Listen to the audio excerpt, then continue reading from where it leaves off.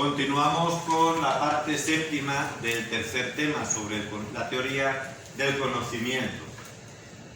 Se me ha olvidado comentarles que también como un precedente del nominalismo, es decir, antes incluso del nominalismo y por lo tanto del protestantismo, pero que es importante que lo mencionemos, hay también una importante corriente en Europa, en Occidente, que colabora mucho a profundizar en este dualismo y que también está en la raíz del nominalismo y del protestantismo, que son las corrientes espiritualistas anticlericales que florecen en Centro Europa en el siglo XI, sobre todo cátaros, albigenses, valdenses.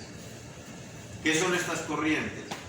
Pues sobre todo nacen en los grupos de estos mercaderes que hemos mencionado antes, esta nueva clase burguesa que se enriquece principalmente por el comercio con Oriente por una parte, pero también en la propia Europa. Especialmente importante es el comercio de la lana, porque la oveja en Europa, saben, es muy apreciada, era muy apreciada, hoy día ya no, porque hay muchos textiles, muchas formas de conseguir tela, pero entonces era muy apreciada para los vestidos, más que para la carne o para la leche, sobre todo era la lana, y eso era un comercio enorme, diríamos como hoy, yo que sé, algún tipo de mineral o el petróleo, ¿no?, etcétera. Pues entonces, en aquella época, siglo XI, XII, XIII, era la lana.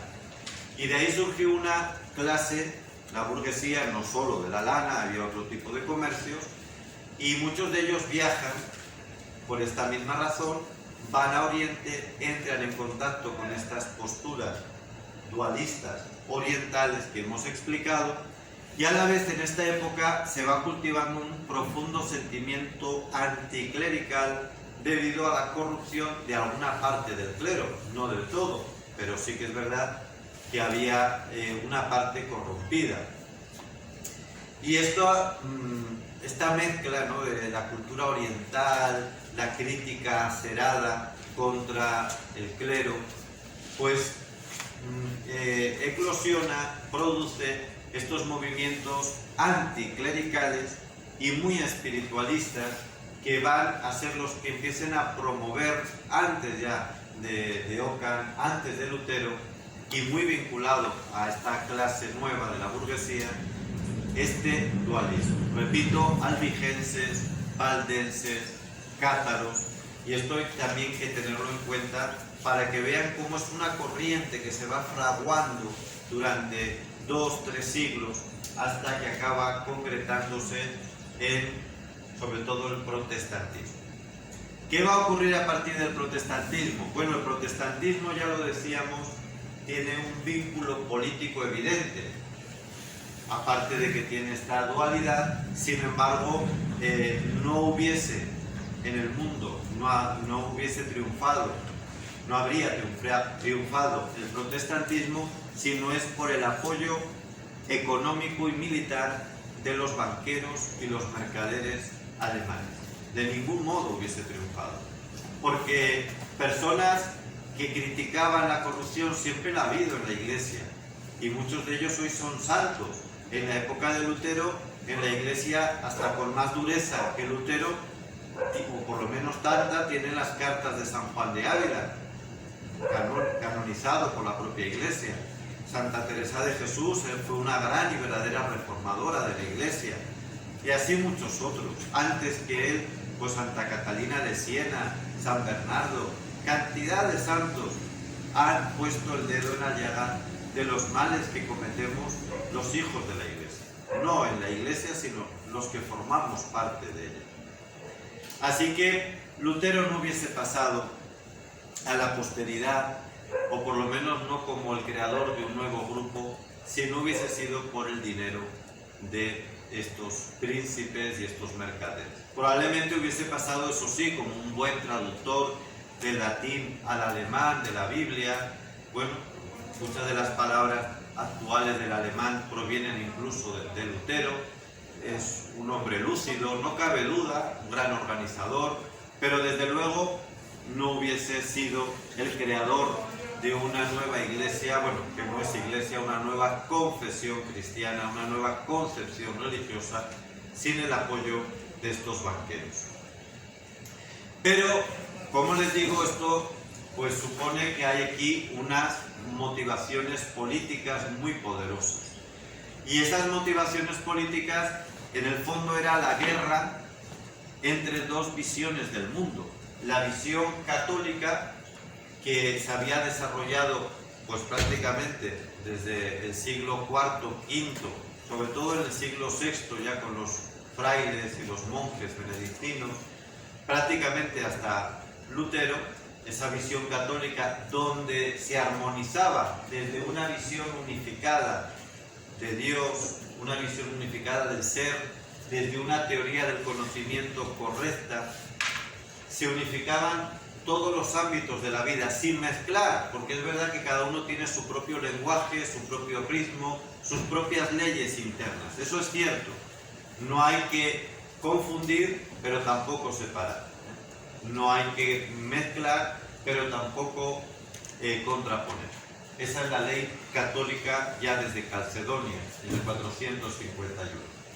Bien, pues les digo que esa visión católica unificada entró en conflicto con esta visión que viene desde el dualismo oriental, el mundo musulmán, el espiritualismo de los grupos anticlericales del siglo XI, el nominalismo y sobre todo el protestantismo. Y detrás venía la lucha de la burguesía contra la monarquía cristiana. La burguesía venía pidiendo paso. La burguesía había adquirido un poder económico y exigía el poder político, porque todo poder económico quiere también el control del poder político y social, me refiero. Y venía pidiendo paso, y no lo pidió, sino que lo tomó. Y por eso es la lucha de aquellos burgueses que estaban sobre todo en Centro Europa contra la monarquía cristiana representada por el emperador en aquel tiempo, pues en España, el emperador Carlos V. Y esto es lo que hay de fondo, y el luteranismo sin esta lucha política nunca hubiese triunfado, jamás. Triunfa porque, como se dice, está en el momento y en el lugar adecuado, pero esto mismo, el otro lado, pues no hubiese pasado de ser una anécdota de tantas de la historia. Esta es la realidad.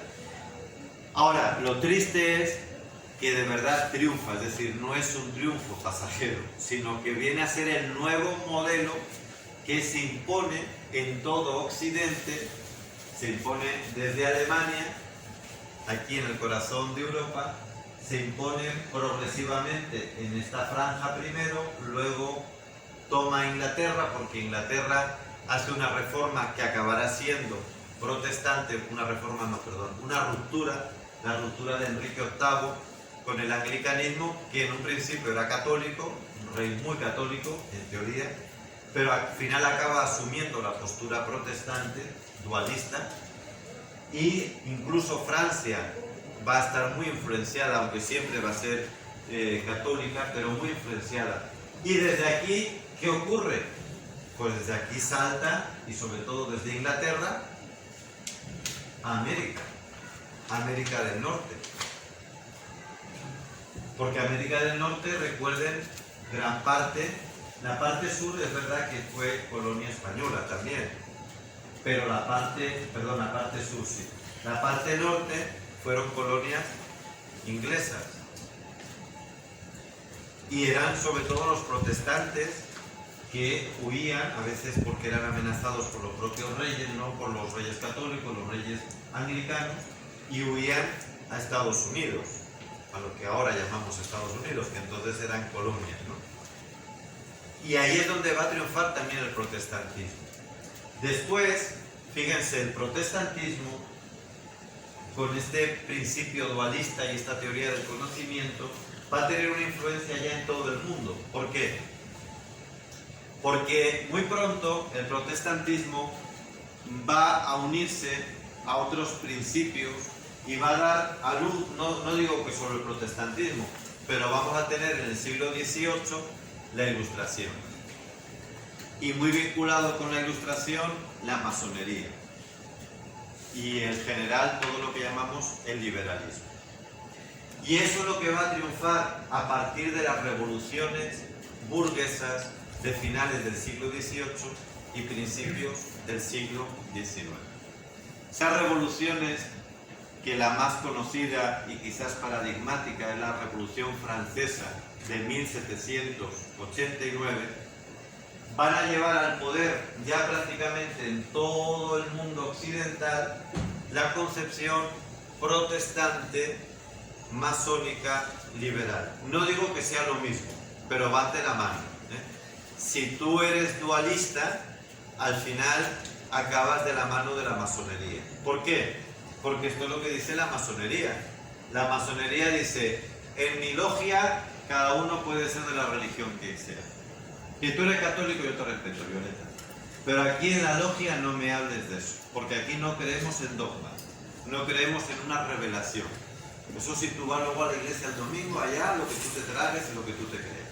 Aquí creemos simplemente en que existe un Dios, el arquitecto del universo, pero nosotros nos regimos por las leyes de la razón y de la ciencia. El que quiera ser religioso, que lo sea, pero en su culto. En la logia, nada. Y si tenemos una Biblia o un crucifijo es como un símbolo de la cultura en la que estamos. Pero nosotros no creemos en nada revelado ni en nada dogmático. ¿Pero de dónde viene eso? Viene del dualismo que el protestantismo llevó por todo el mundo. La masonería tampoco es un meteorito caído del cielo, como no lo es el liberalismo, que sigue este mismo principio. Y todo esto es lo que triunfa ya en todo Occidente con las revoluciones burguesas de finales del siglo XVIII y principios del XIX, repito. Y triunfa en todo el mundo, ya también incluido nuestros países de Iberoamérica. ¿Qué son las mal llamadas guerras de independencia? Porque de independencia, nada. ¿Qué país es independiente aquí? Será independiente de España, pero ahora somos más dependientes que nunca de los nuevos amos del mundo, que son los que salen de este dualismo. ¿Quiénes son los nuevos amos del mundo? Las grandes compañías, que empiezan a forjarse precisamente en este siglo XVIII y XIX, lo que hoy llamamos las multinacionales. Por eso América no se independizó, cambió de amo si quieren, cambió de colonia, pero no se independizó, pasó a otro amo muchísimo peor. Pero nos engañaron diciendo que era nuestra época de independencia. Y a partir de ahí se impone en toda América y después en la colonización que se hace en el siglo XIX de África y de gran parte de Asia, se impone ya en todo el mundo la concepción dualista que tiene mucho que ver con la visión masónica y liberal de la realidad. Hasta aquí este tema y continuamos ahora.